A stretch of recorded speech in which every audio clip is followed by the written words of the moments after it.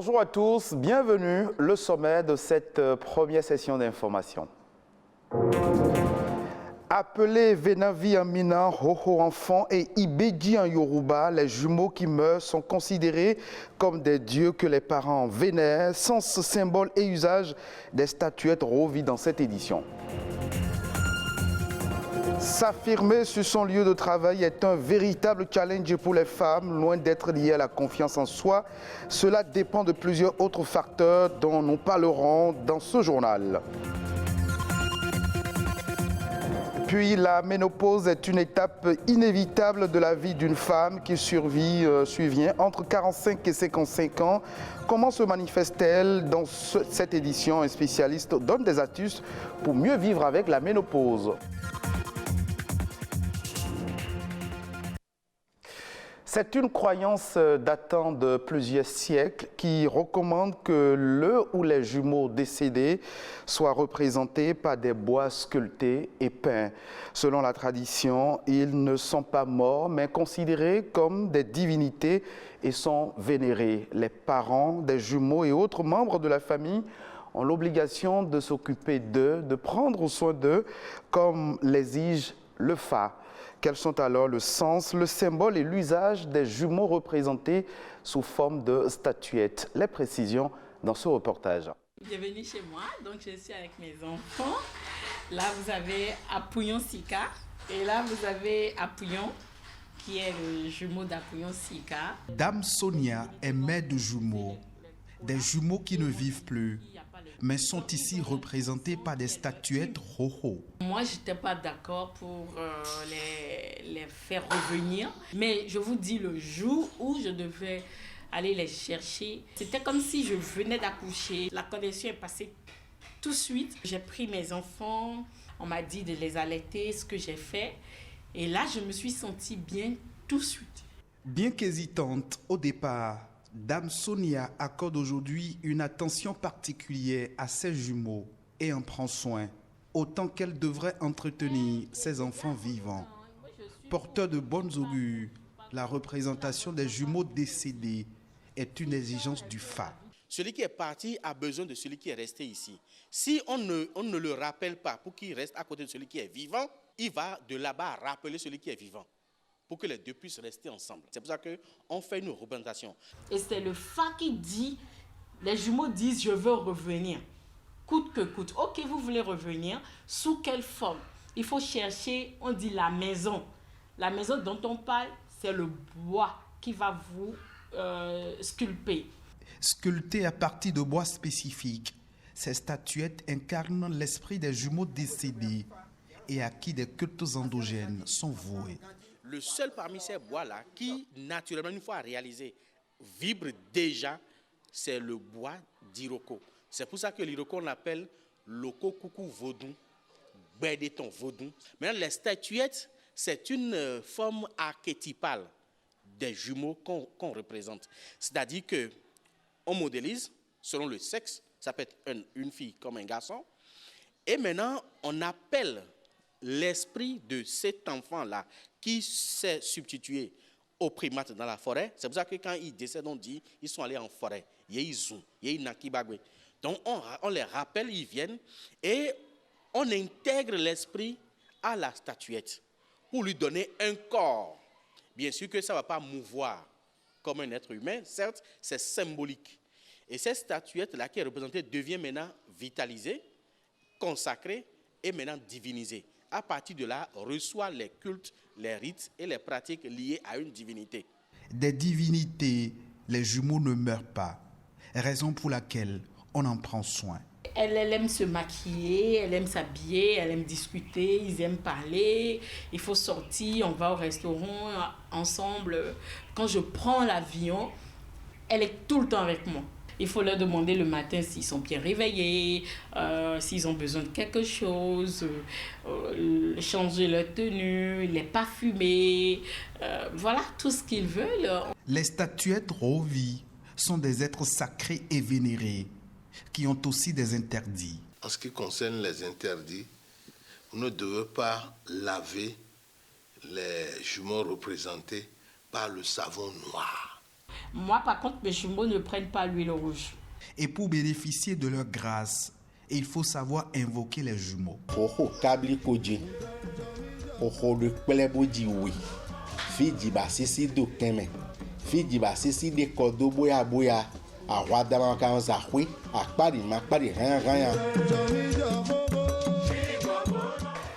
Comment vivre avec sa ménopause? La question mérite d'être posée car la ménopause est une étape importante de la vie des femmes. Il s'agit d'un phénomène physiologique naturel qui survient généralement entre 45 et 55 ans et se traduit par l'arrêt définitif des règles et la perte de la fertilité. Des millions de femmes parviennent à ce stade vital de leur vie sans comprendre ce qu'est la ménopause et ses impacts sur leur santé. Amandine Aliambossou nous en parle amplement à travers ce reportage. Phénomène naturel chez la femme, elle demeure leur plus grande peur. Le passage à la ménopause décèle certaines craintes, car souvent considérée comme une calamité ou une maladie. La ménopause, c'est une étape de vieillissement physiologique dans la vie de la femme. Et cette étape est caractérisée par un ensemble de modifications, de changements que la femme aura à constater sur son organisme. Elle intervient chez les femmes dont l'âge est compris entre 45 et 55 ans. L'arrêt de production d'oestrogènes et de progestérone s'accompagne de symptômes que l'on appelle troubles du climatério. Ces symptômes sont variables d'une femme à une autre. Les symptômes les plus courants que nous avons régulièrement comme motif de consultation, il y a des épisodes de transpiration excessive qui s'alternent avec les bouffées de chaleur. Il y a la nervosité, le stress qui augmente. Il faut reconnaître également que suite à ces modifications hormonales, la femme dans cette période est susceptible de développer plusieurs pathologies liées à d'autres organes tels que sur le plan cardiovasculaire. Il y a certaines substances qu'elle aura en manque, comme par exemple la chute du taux de calcium. Il n'existe pas de traitement à proprement parler pour ce phénomène. En revanche, des solutions existent pour atténuer les symptômes. La femme est exposée à plusieurs facteurs de risque. Déjà, au plan psychologique, il faut que la femme comprenne que c'est une étape physiologique, ce n'est pas la fin de la féminité. Toutes les modifications que la femme constate en cette période, on peut, quand elle est bien encadrée, on peut retarder la survenue de ces modifications-là, que ce soit par des soins d'entretien, que ce soit par des médicaments, que ce soit par des exercices physiques pour l'entretien corporel. Donc il y a tout un arsenal de choses qu'on peut utiliser pour permettre à la femme de toujours bien se valoriser pendant cette période, on appelle la ménopause. La ménopause est encore un sujet tabou dans nos sociétés. Elle n'est pas un drame. Bien vivre sa ménopause dépend du corps, de la tête et de l'environnement. Beaucoup de personnes ont tendance à confondre le manque de confiance en soi et le manque d'affirmation, mais c'est tout à fait autre chose. S'il est difficile de s'affirmer sans avoir confiance en soi, on peut toutefois avoir confiance en soi et ne pas oser s'affirmer pour autant. S'affirmer sur son lieu de travail est un véritable problème pour les femmes. Comment s'affirmer dans son milieu de travail? Daniel Adéchoubou, coach en développement personnel, nous édifie. La plupart du temps, s'affirmer sur le lieu de travail ne dépend pas seulement d'un seul aspect de la vie. Il ne s'agit pas seulement du physique. S'affirmer sur le lieu de travail commence également avec vous qui développez des valeurs. Parce que souvent, votre valeur vous donne de la valeur de l'entreprise. Lorsque vous avez des valeurs, vous êtes difficilement remplaçable. La femme, on se focalise sur un aspect et on laisse les autres aspects. Si je suis assise sur une chaise, c'est parce qu'il y a 4 pieds. S'il y a un pied qui manque, je suis en déséquilibre. Donc, s'affirmer tient compte de 3-4 grands aspects majeurs. Et capacité à pouvoir gérer ses émotions. Si je suis une femme et que on ne peut pas me mettre dans un travail sous pression, je me mets en colère tout de suite, c'est moi qui crie, j'aurai des difficultés à m'affirmer sur le plan professionnel. La plupart du temps, elle s'attache souvent au fait que je viens au travail, je fais mon travail. Si ce n'est pas l'aspect physique, c'est que je viens au travail, je fais mon travail. Même au niveau du travail également, il faut prendre le temps de développer ses compétences. Ne travaillez pas seulement pour venir au travail, travaillez pour devenir expert dans ce que vous faites. Osez également exprimer son idée. Ne pas avoir peur de faire des erreurs. Oser exprimer son idée, oser exprimer ses compétences, ne pas avoir peur des erreurs. Et ce que je dirais à ces femmes qui n'arrivent pas à s'affirmer professionnellement, c'est que si elles sont arrivées jusque-là dans leur carrière, c'est parce qu'elles ont quelque chose en elles qui a de la valeur, dont l'entreprise a besoin, dont le Bénin a besoin, dont leur nation a besoin. Donc, ce serait dommage d'arriver jusque-là et de ne pas libérer cette plein potentiel. C'était Daniel Ladé-Choubou, coach en développement personnel au micro de Amandine Ania-Bossou. D'autres informations au plan national dans cette édition, c'est dans la Nation en bref. Un condensé préparé par Fleury Dovonou et Lucrèce Amouzoui est présenté par Jean-Claude James.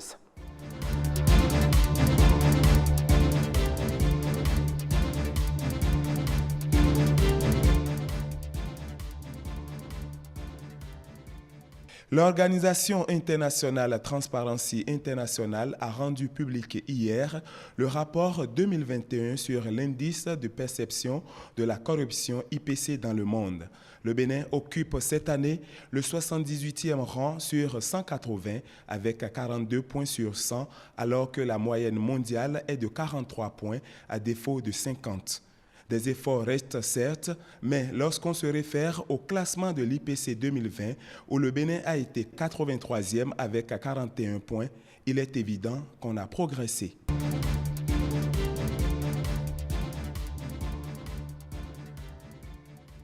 Presse en ligne au Bénin, la HAC a publié la liste des 59 organes autorisés.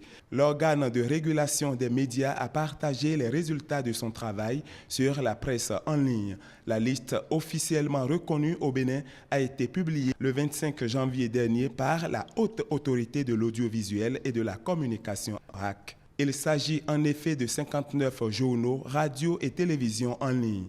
Cette publication est l'aboutissement du processus de tri entrepris par le régulateur béninois il y a plusieurs mois.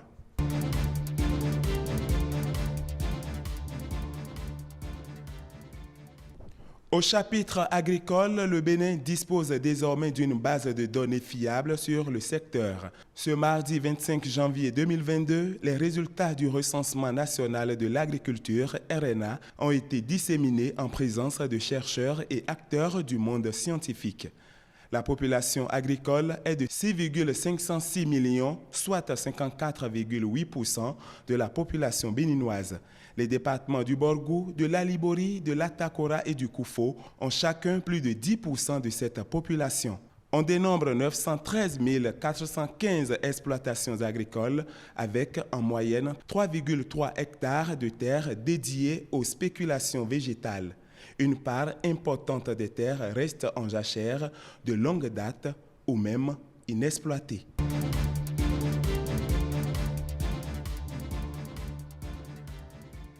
Les acteurs du monde scientifique explorent les pistes du développement durable en lien avec le tourisme, l'environnement et la société. Un colloque a eu lieu à cet effet dans l'enceinte de l'université d'Abomey-Calavi. L'objectif de ces 24 heures de réflexion est de présenter les principaux résultats obtenus des travaux de recherche dans ces différents domaines.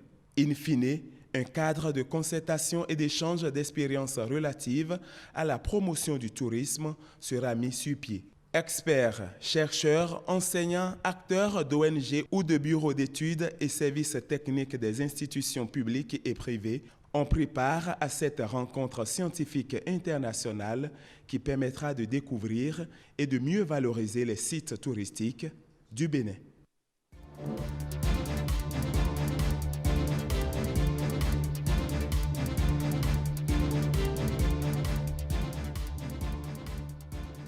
Ce sera tout pour cette session d'information que vous pouvez revoir sur le www.ortb.bj. Merci de nous avoir suivis.